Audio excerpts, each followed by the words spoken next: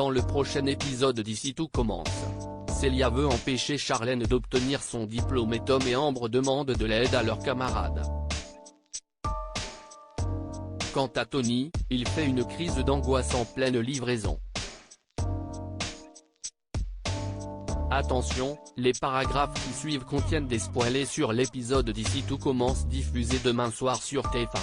Si vous ne voulez rien savoir, ne lisez pas ce qui suit.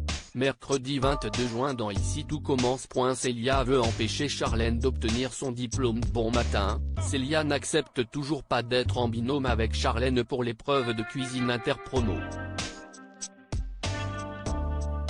Les remarques de Théo l'énervent davantage. Elle ne fait pas un caprice, elle n'a tout simplement pas oublié tout ce que sa sœur et Martha lui ont fait subir.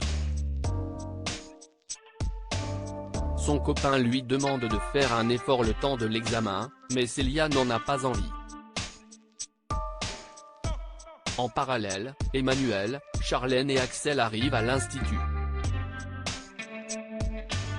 Charlène en veut toujours à son père de l'avoir mis en groupe avec Célia alors qu'elle se déteste. Elle pense que ce dernier met tout en œuvre pour lui faire rater ses examens, car il ne supporte pas qu'elle ait manigancé dans son dos. Cependant, Tessier perçoit cette épreuve comme une opportunité, en sortant de l'école, elle ne choisira pas avec qui elle va travailler. Il en profite également pour l'inciter à se dépêcher de rejoindre sa belle-sœur préférée et montrer aux autres de quoi elle est vraiment capable. Charlène est très en colère contre son père qui ne lui apporte aucun soutien. Mais Axel lui conseille de saisir cette chance d'avoir son diplôme et de ne pas laisser Emmanuel la gâcher. L'étudiante lui donne raison, elle est prête à se donner à fond comme une vraie chef.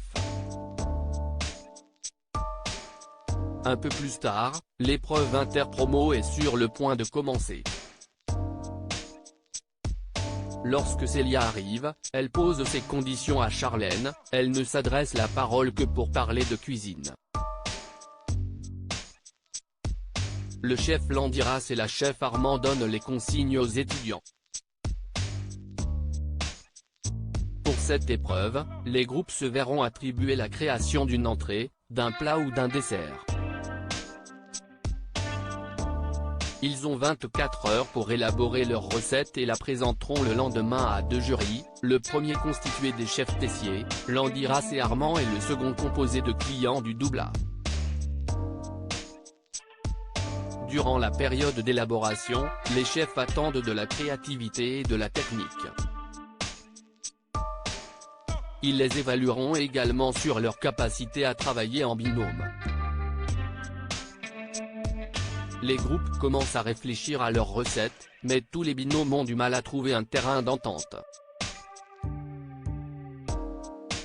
De leur côté, Charlène et Célia n'arrivent pas à communiquer pour créer un dessert original. Tandis que Célia veut créer un dessert innovant à base de champignons de Paris, Charlène souhaite revisiter un classique, le chou à la crème.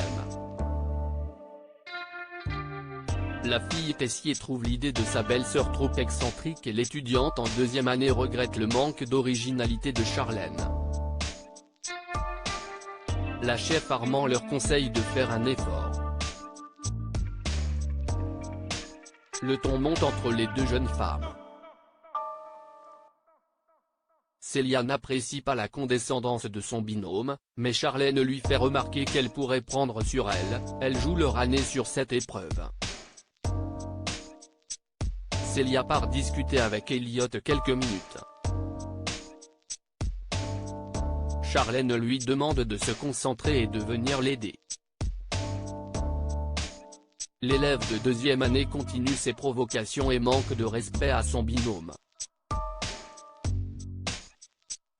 Fatiguée par ses remarques sur sa recette, Charlène renverse sa préparation sur sa belle-sœur.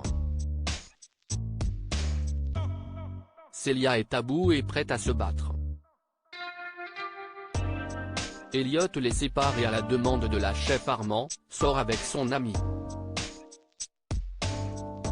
Zachary et Clotilde les recadrent sévèrement, leur attitude fera baisser leurs notes.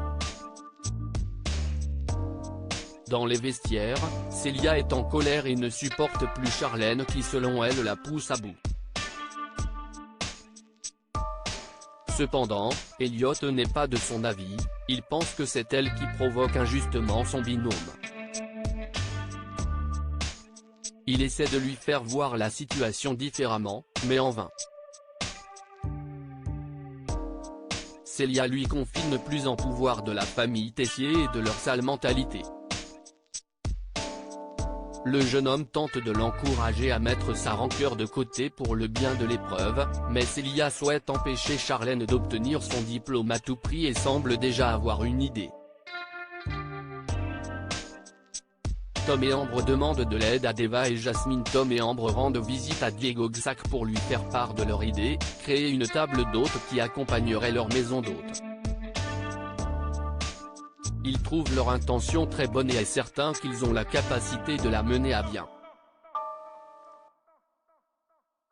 Cependant, le grand-père de Célia leur annonce une mauvaise nouvelle. Avec Isabelle, ils réfléchissent sérieusement à vendre leur exploitation et à partir voyager. Pour le moment, rien n'est fait et ils n'en ont pas encore parlé à leurs proches. Les deux amis ne s'attendaient pas du tout à cette nouvelle et sont très déçus. Souhaitant leur remonter le moral, Diego leur propose de tester leur idée malgré tout dans leur domaine. Après tout, ajouter une table d'hôtes peut être un bon argument de vente pour plus tard. Le binôme a besoin d'un ingrédient spécial pour leur menu, de la poutargue. Ils n'en ont pas trouvé au marché et il est trop tard pour le commander. Tom et Ambre demandent un service à Deva et Jasmine, envolés pour eux à l'Economa. Si les deux jeunes femmes sont dubitatives, elles finissent par accepter de leur venir en aide. Ambre en profite pour leur demander de prendre de l'aneth au potager. Alors que Deva et Jasmine mettent l'ingrédient dans un sac, Enzo les surprend. Elles avouent toute l'histoire à leurs camarades, elles ont promis d'aider Tom et Ambre. Le jeune homme promet de ne rien dire et refuse d'être mêlé à cette affaire. Au potager, Deva récupère de l'aneth pour son ami et tombe sur Suleiman. Le jeune homme saisit l'occasion pour lui demander si elle était sincère lors de leur dernière conversation. L'étudiante lui confirme qu'elle ne souhaite pas repartir en Inde, ni épouser Vikash. Elle avoue avoir changé d'avis à cause de lui et s'être trompée sur toute la ligne depuis des mois. Deva et Suleiman finissent par s'embrasser. Tony fait une crise de panique et Tony arrive à la table des rivières avec une nouvelle acquisition, un scooter. Gaëtan s'empresse de le taquiner à propos du deux roues en couleur et de mauvais goût. Le livreur estime qu'il fera l'affaire, car il sera toujours mieux que son vélo et qu'il ne nécessite pas d'avoir le permis. Plus tard, Tony est sur le point de partir en scooter pour assurer ses livraisons quand une moto manque de le renverser. Le livreur est totalement désorienté et commence à faire une crise de panique. Alors que Gaëtan est parti courir, il retrouve son ami assis sur le côté de la route dans un piteux état. Tony lui raconte ce qu'il s'est passé et lui explique que c'est la première fois que cela lui arrive. Il avoue ne pas arriver à remonter sur le scooter depuis. Gaëtan décide de lui venir en aide et de l'accompagner jusqu'à la fin de ses livraisons.